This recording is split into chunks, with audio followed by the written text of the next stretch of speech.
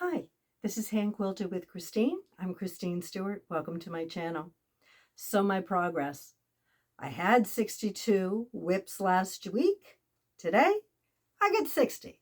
Here's one of my finishes and something I learned a valuable lesson on. I've been purchasing fabric for 30 years, and when I first started, I would buy black fabric everywhere because I love working with jewel tone colors, and I prefer to work with a black background more than I do a cream, a white, not really big into pastels either. What did I end up with? A lot of mismatched dye lots. And while most of my fabric, it came from lovely shops, but a Northcott fabric in black versus what Moda would sell, or even Keepsake Quilting and Joann Fabrics, it's not going to match. But the way I had purchased it and there was leftovers, not quite enough to make another quilt.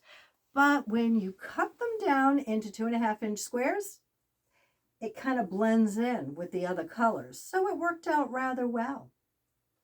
And so this is whip number 1. It came out rather well, and the inspiration for this came from McCall's magazine. I want to say in 2023. I could be wrong. I didn't already own this fabric. I'm not really big on oranges. But the inspiration, I'm not even sure if it was meant to be used as a free pattern or if it was advertising a long arm quilt. And see, with this, I took a little bit of creative license and I did switch some of the blocks around. I thought this was a bit more pleasing to my eye. Maybe everyone wants this. I didn't do, as you can see, any of the applique around it. I'm not strong at appliquing, but I'm getting there. But I don't think I'm ready to do anything along these lines. Now, where did the fabric come from this? Well, I now know my Kona Black for sure. At least 4 of these fabrics in the burnt sienna came from a company called thriftynotion.com. I highly recommend their quilting cotton. They have a variety of other fabrics that they work with as well. It's a few dollars cheaper than what you would pay for certain brand names of fabric. But again, it's the end. They may get bolts of fabric that have 15 yards on it. But once those 15 yards are done, you're either going to be stuck with shopping on eBay, shopping on Etsy for anyone who's still selling fabric in that line and that colorway. And this little surprise fabric came from up in New England. There's a company up in Massachusetts, and it's called Swansons Fabrics. And to see their shop, it's usually $6 per yard. Doesn't matter if it's the most ornate, gorgeous taffeta, silk, or tulle, or quilting cotton. They have crumbs, they have scraps. It could be anything you're walking into. And I am very happy to recommend buying online from them as well as from thriftynotion.com. They are fabulous quality fabrics. Now, there was a place I was purchasing, and if anyone is out there from Lancaster County, you might have been familiar with a place called Obie's. Unfortunately, it went out of business a couple of years ago due to a death in the family, and they were selling just the bolts. And as I segue into the next quilt I'm working on, a lot of us may or may not spend a lot of time on the backing. Let's just get one that's 108 inches and call it a day. Okay, that's fine. Done it, been there. But at Obie's, I was buying bolts. Why? Backings. And with the 250th anniversary coming up of the country, I thought, flip this over. You've got several holidays during the summer. You can turn that over.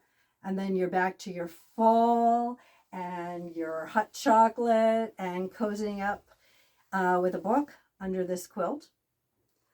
Back to the design board.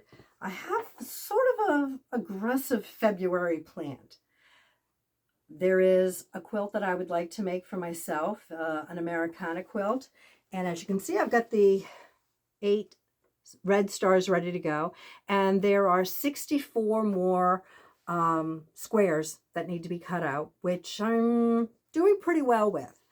And remember, I may have the flimsy done. It's still not a quilt until I quilt it. And that probably isn't going to happen until March because I have a few other projects ahead of this one. But I just whipped this out over the weekend while completing the other two quilts. The fourth quilt I'm working on, so glad to have this design board. A dear friend of mine, and I have given her many quilts over the years, but we both happened to be on vacation at the same time last year. I was up in Massachusetts. She was in Hawaii.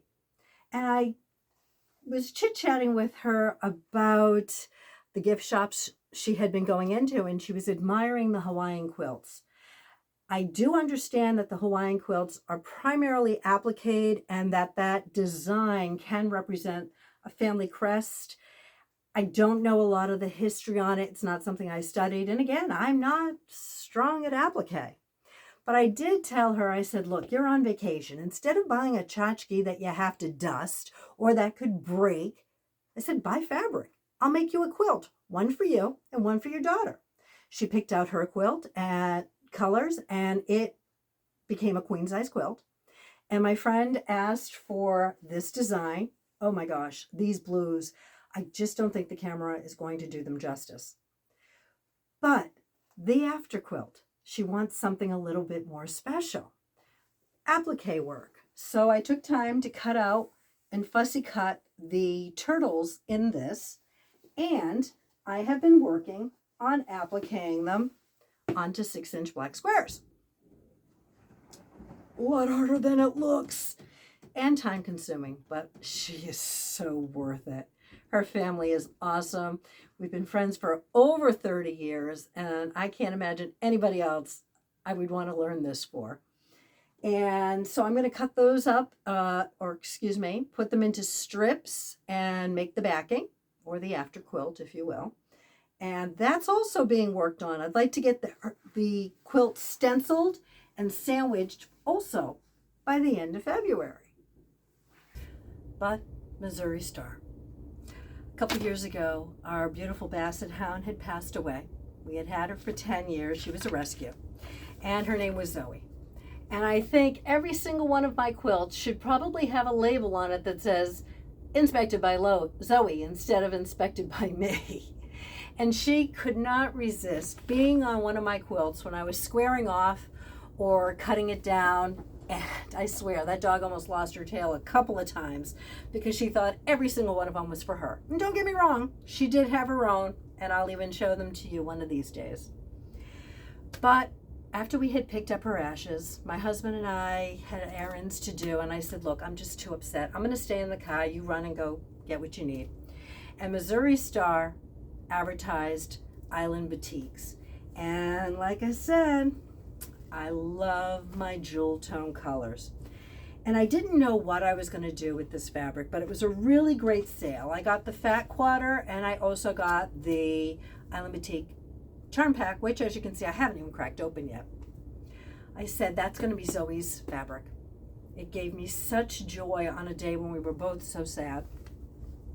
I said, I don't know who's going to get this. I don't know what I'm going to make with it, but it's got to go to somebody special.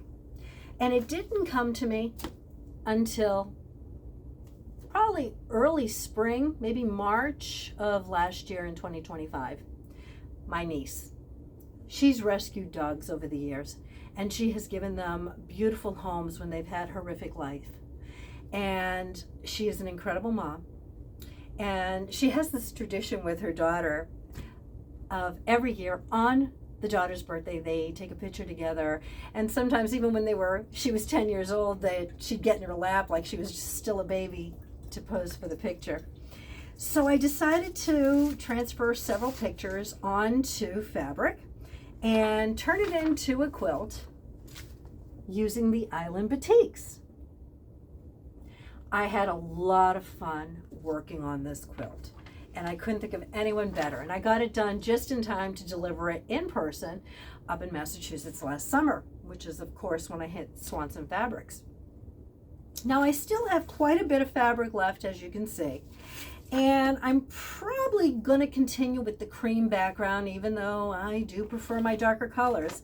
And one of the quilts I want to make for myself with Zoe's fabric is this design right here. Again, Pinterest. Have no idea what the block's called. Have no idea who created the quilt design. But I'm going to have some fun with it and go from there. Where does your inspiration come from? I would love to hear it in the comment section. Also, dare I admit this? I was in my doctor's office and I took a picture of the floor tiles because I thought it would make a lovely quilt block. That's also one of the works in progress I'm going to have to work on before I bite the dust. I have a very aggressive February scheduled. I have a friend's birthday, so I'm working on some pot holders for her. She has an eclectic farmhouse design in her house. I've already got the center done and the sides have been sewn. I still have to flip one over, do a little ironing. And yes, it's got the Insulbright in it and a little bit of batting.